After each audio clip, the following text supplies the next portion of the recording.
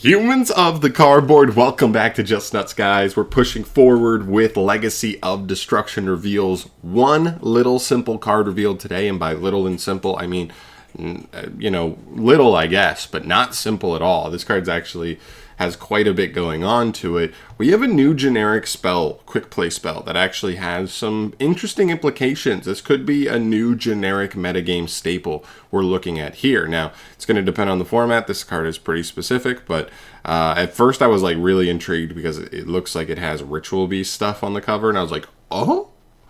It is not Ritual Beast card, though. You'll see. So yeah, let's get into this just to get started here. This card is called Metaltronios. Sure. Just one of those nothing names. You can only activate a card with this card's name once per turn. It's a hard once per turn quick play spell, so that's crazy, obviously. That's a good start. Here's how this card works.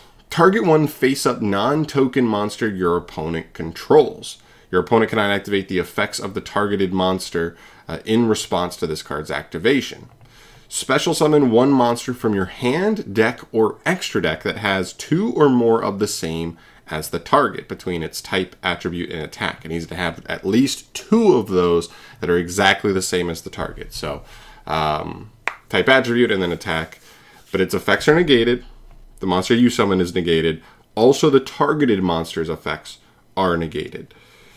If you special summon a monster with the same name as the target, then you can banish both monsters face down. Okay, kind of a lot going on here. This appears to me to be one of those cards where, depending on the metagame and how generically certain cards are being played, as well as maybe a little mirror match action, this card could be quite effective in those specific situations. So, to me, I think the biggest thing that I need to make note of here is this, that we're technically summoning a monster from hand, deck, or extra, but I honestly think the most important one here is definitely extra, because it means you don't have to play very specific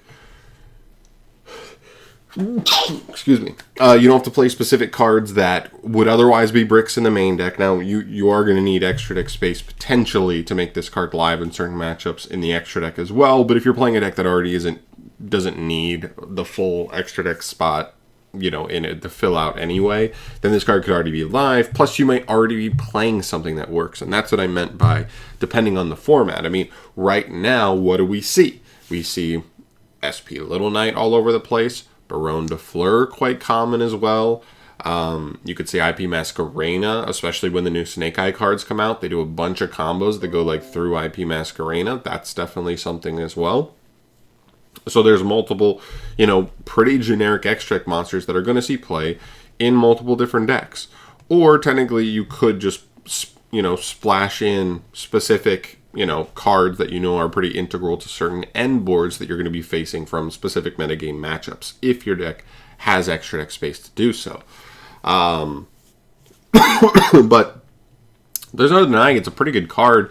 The question, though, that I think is definitely going to come up that you always have to ask with a card like this, because we get stuff in it's when you question power creep. Is this actual power creep? We have other cards that kind of do a somewhat similar role as this card, right? It's a quick play spell that's going to negate something. It's going to challenge into a board that's already been established. So, to me, you have to start thinking about Forbidden Droplet, even Forbidden Chalice, even though this one's way more powerful than Forbidden Chalice. The benefit of Chalice is, like, there's no prerequisite to Forbidden Chalice. Like, you needing to have certain monsters in your, main or extra to threaten a certain monster definitely matters, whereas Chalice can just fire at anything. Same thing with Droplet, but Droplet obviously has the downside of, like, losing advantage to use it. But this card has the benefit of being able to potentially summon you a big body, or also has the benefit of not only negating the monster, but then just banishing it face down, which is one of the best forms of removal, right? Being able to get a monster removed from your opponent's field and banishing it face down is essentially just like the best form of removal in the entire game, because for other than like very specific decks that can like get cards back from banish, like VW maybe is an example I can think of, Banishing something face down, it probably removes that card from the entire duel, because most decks just don't have access to getting it back. It won't float. That's a big thing. There's a lot of cards that have like really powerful float effects in modern day Yu-Gi-Oh! So being able to like banish face down means it's just not going to be able to get any kind of float or get that card back at all. So I think that's actually pretty important potentially. And I like that you get to summon a body. I think this matters as well because it gives you the potential to decide situationally what you want to do. Because if you don't want to banish both monsters face down, you don't have to. Because you could negate an opponent's, let's say, Baronne de Fleur, and you're summoning your own Baronne de Fleur to do so, and then your Baronne is just a 3k beater. Even though it's negated, and like when it leaves the field, you won't be able to get it back from grave because it hasn't been summoned correctly. You know, it's a 3k beater. So this card is like essentially 1-for-1ing a negate, and then now you have a 3k beater to maybe walk over something else, all without normal summon or anything, and now then you're open to, you know, play the rest of your hand after baiting maybe 1 or 2 cards. It kind of has that dual utility of like Pankratops, how Pank is like popping a card with its effect and probably going battle phase to challenge something else at the same time. It's a 2-for-1 type of card, and this card has the potential to be that as well.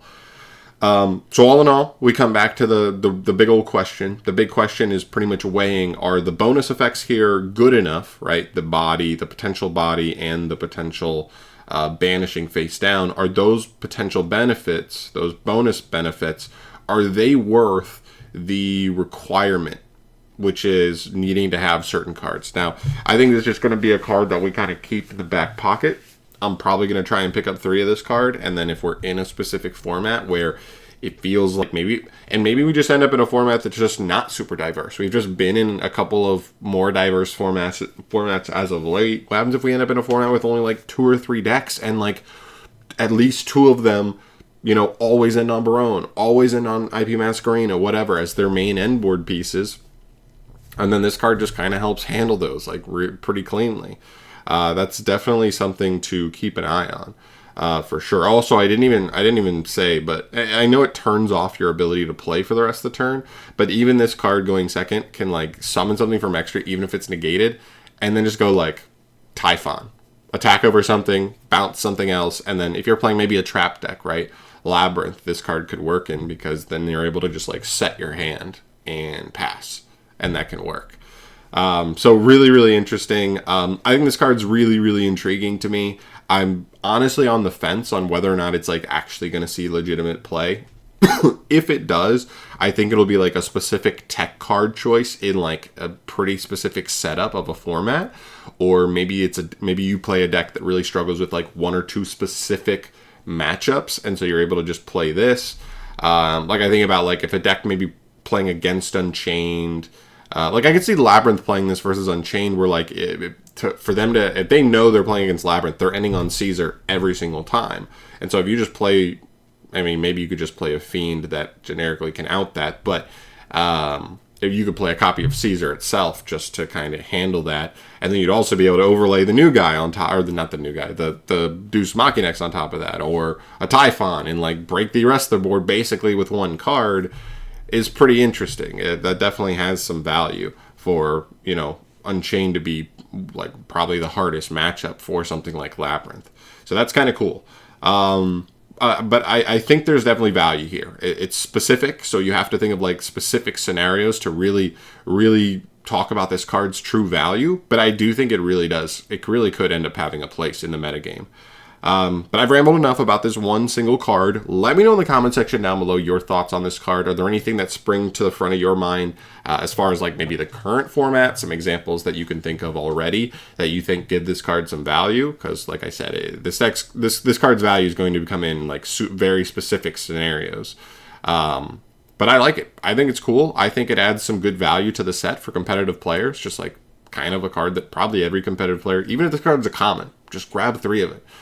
Because like you never know when these kind of cards become like the perfect tech choice for a tournament or 2 in any given format. So really cool. But I'm out of here for today, guys. Thank you so much for watching. As always, subscribe to the channel for more stuff from me down the line, and I'll see you guys in the next video. Peace.